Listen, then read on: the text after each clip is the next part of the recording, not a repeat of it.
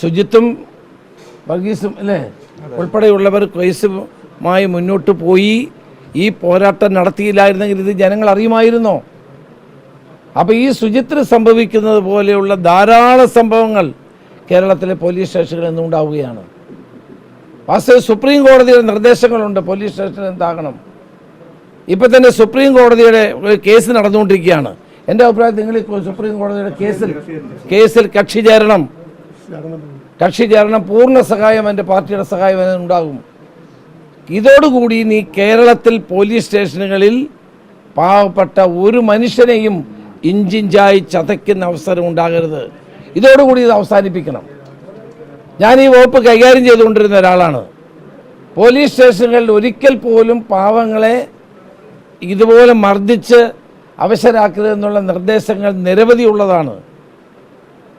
നിരവധിയായ നിർദ്ദേശങ്ങളുള്ളതാണ്.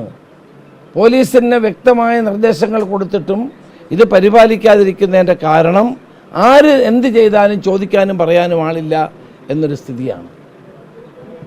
അതൊരിക്കലും അംഗീകരിച്ചു കൊടുക്കാൻ സാധ്യമല്ല.